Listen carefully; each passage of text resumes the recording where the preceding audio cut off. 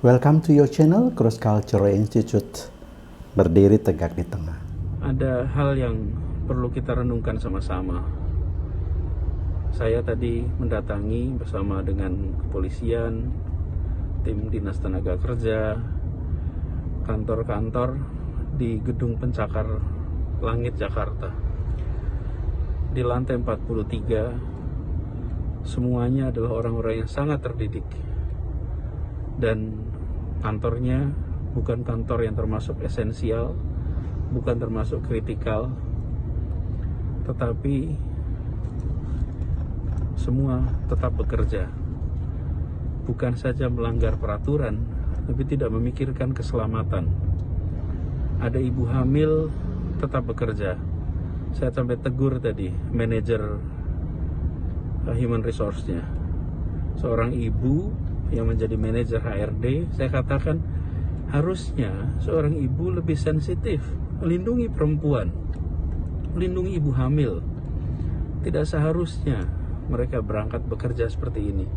Pandemik yang kian hari kian mencekam dan sangat merisaukan kita semua. Sebenarnya kenapa persoalannya menjadi serumit sekarang ini? Padahal hanya ada dua elemen saja yang bisa dikelola, yang harus dikelola oleh pemerintah. Elemen pertama adalah tindakan kuratif, yang kedua tindakan preventif. Tindakan kuratif kita, medical treatment kita, saya kira sudah selevel dengan standar dunia, di mana saja mirip dan sama dengan apa yang dilakukan oleh para tenaga ahli medis kita di negara-negara maju sekalipun. Tetapi persoalannya kemudian kenapa menjadi serumit ini? Yaitu tentu saja pada elemen kedua, yaitu tindakan preventifnya. Nah, ini yang justru dilupakan oleh pemerintah kita.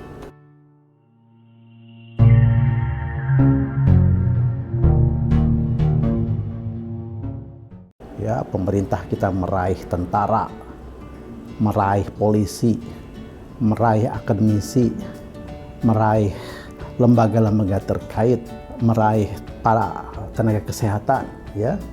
Tetapi pada tingkat preventif dia tidak meraih siapapun. Dia dilupakan, dia disepelekan. Akhirnya COVID-19 ini yang bisa merenggut nyawa manusia tidak ditakuti oleh masyarakat, tidak peduli oleh masyarakat. Sampai pemerintah harus melakukan PPKM darurat sekarang ini. Ini artinya apa? Bahwa persoalan COVID-19 ini sederhana. Ketika pemerintah mau meraih masyarakat, mau memerankan masyarakat menjadi aktor pelaku utama, bukan sebagai objek.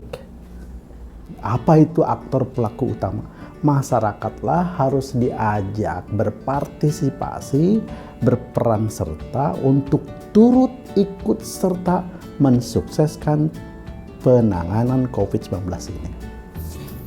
Bagaimana caranya? Yaitu kita harus pertama semua komponen-komponen yang ada di masyarakat terjun ikut serta mengkampanyekan anti COVID-19 ini. Ormas-ormas, parpol, lembaga-lembaga keagamaan, lembaga-lembaga profesi, semua yang ada di masyarakat fokus ke sana. Sekarang itu tidak, parpol diem, ormas diem, para buzzer justru diem. Yang dulu di zaman Pak Harto, para buzzer ini adalah frontliner. Mereka agent of change. Mereka di depan untuk bersama-sama membangun masyarakat yang mau membantu program pemerintah. Sekarang buzzer ini merusak justru. Itu yang dilupakan. Itu yang tidak ditangani. Oleh karena itu aneh ketika LBP itu akan meminta Cina untuk turun tangan menyelesaikan masalah COVID di Indonesia ini. Ini adalah statement blunder dan sepertinya dia tidak paham pokok masalahnya apa.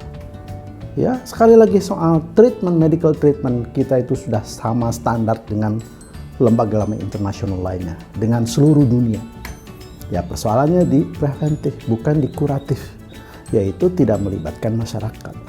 Jadi konsepnya melibatkan masyarakat itu mengorganisir semua potensi-potensi elemen-elemen yang ada di masyarakat untuk turut bekerja sama dengan pemerintah untuk menangani kasus COVID-19 ini, pandemik COVID-19 ini. Nah, yang kedua, ini membangun sistem nilai, ya. Bagaimana seseorang itu bangga apabila telah divaksin. Bagaimana seseorang itu bangga apabila mengikuti protokol-protokol kesehatan. Ya. Bagaimana seseorang itu mencemoohkan mereka yang melanggar protokol kesehatan, yang tidak mau divaksin, ya, dan seterusnya. Ini nilai-nilai ini harus dibangun. Bagaimana membangun nilai-nilai ini? Harus memberi contoh yang benar, yang tepat. Siapa? Presiden. Siapa? Para pejabat. Siapa? Para tokoh, ya. Supaya taat dan tunduk mengikuti prokes. Dan ini adalah pesan kepada masyarakat. Dan ini cara untuk membangun sistem nilai di masyarakat, ya. Begitu dong, masyarakat harus ada di depan, ya, dalam program-program seperti ini. Seperti di era Pak Harto dulu, di era Orde Baru itu. Bahkan dikatakan di dalam garis-garis besar haluan negaranya bahwa keberhasilan pembangunan pada akhirnya tergantung daripada peran serta seluruh rakyat Indonesia. Ini yang minus di pemerintahan Jokowi. Wassalam.